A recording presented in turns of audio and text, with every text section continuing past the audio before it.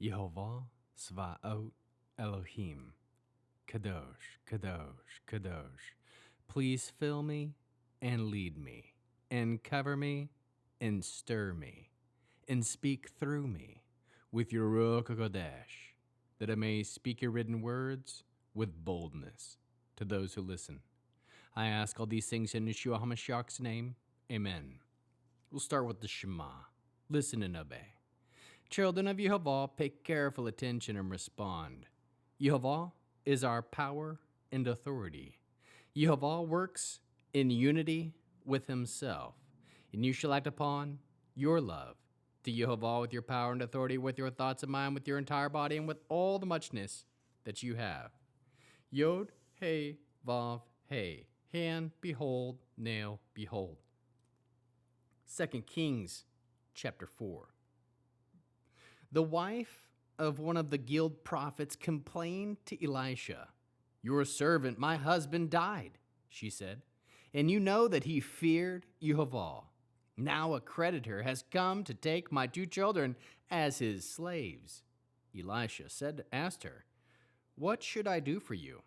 Tell me, what do you have in the house? She answered, your servant has nothing in the house but a flask of oil. Then he said, go and borrow containers from all your neighbors, empty containers, and don't borrow just a few. Then go in, shut the door with you and your son inside, and pour oil into all those containers. And as they are filled, put them aside. So she left him and shut the door on herself and her sons. They brought her the containers while she poured.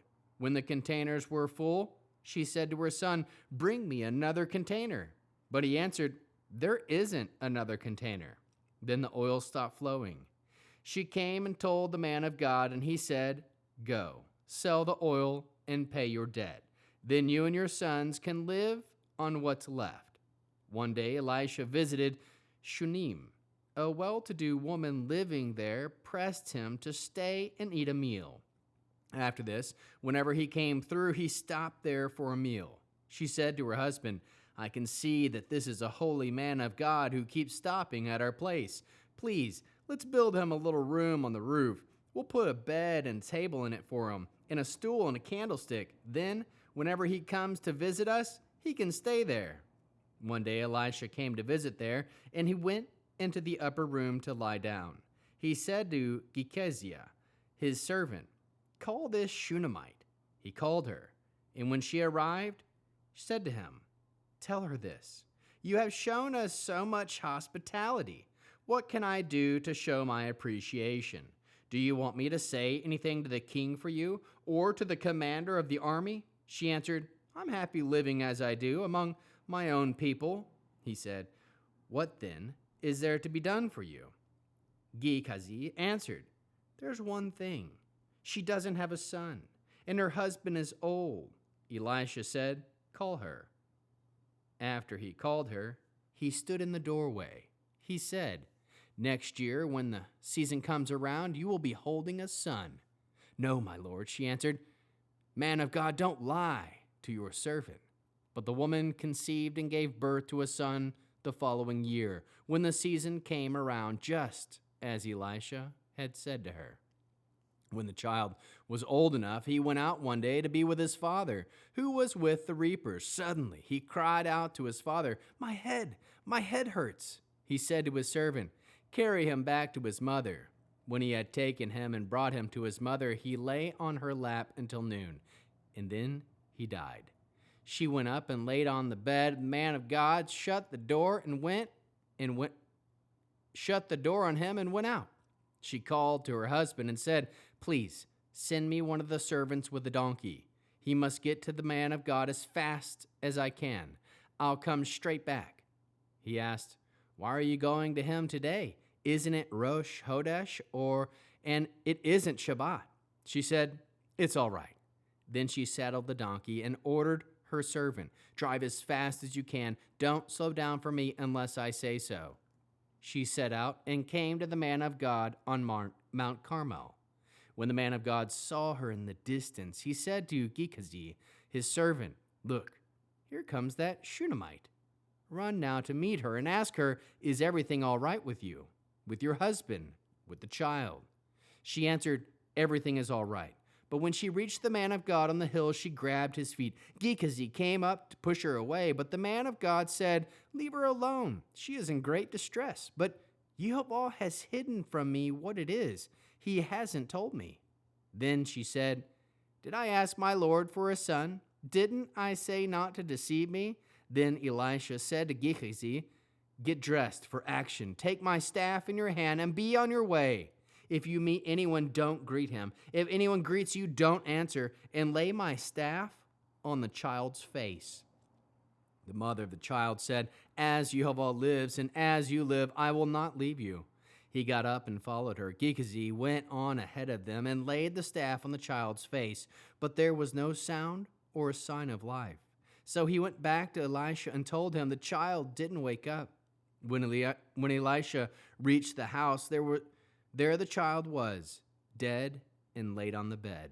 He went in, shut the door. The two of them prayed to Yehovah. Then he got up on the bed and lay on top of the child, put his mouth on his mouth, his eyes on his eyes, his hands on his hands. As he stretched himself out on the child, its flesh began to grow warm. Then he went down, walked around in the house a while, went back up, and stretched himself out on the child again. The child sneezed 7 times, then opened his eyes. Elisha called Gehazi and said, call the Shunammite. So he called her, and when she came into him, pick up your son.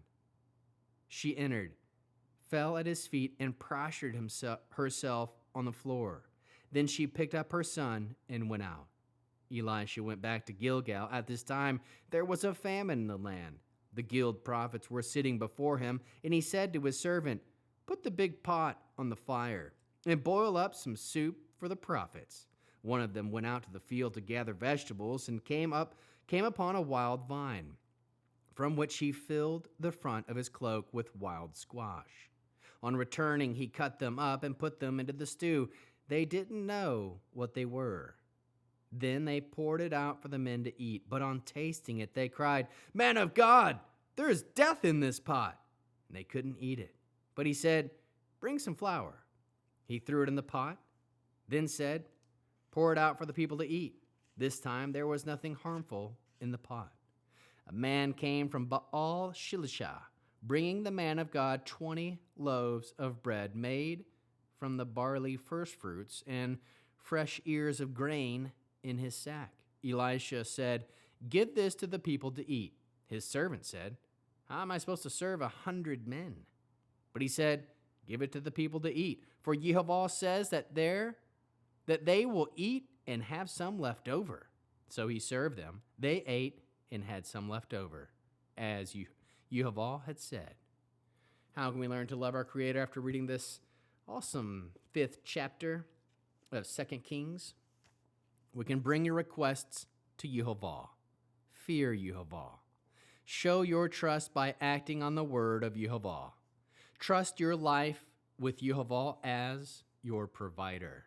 Show kindness to those who serve Yehovah. Aim to show hospitality to those who fear Yehovah. Aim to create a family. Aim to be a child of Yehovah. Know that Yehovah sometimes hides things from you for his purpose to be fulfilled. Pray with each other in unity to Yehovah. Lay hands on those you pray for. Cry out to Yehovah for help. Trust that Yehovah will multiply what you have to make it enough. Serve those around you. How can we love others as Yeshua loves us? We can show kindness, hospitality, and pray for each other. Bear one another's burdens. We can pray with each other in unity for healing.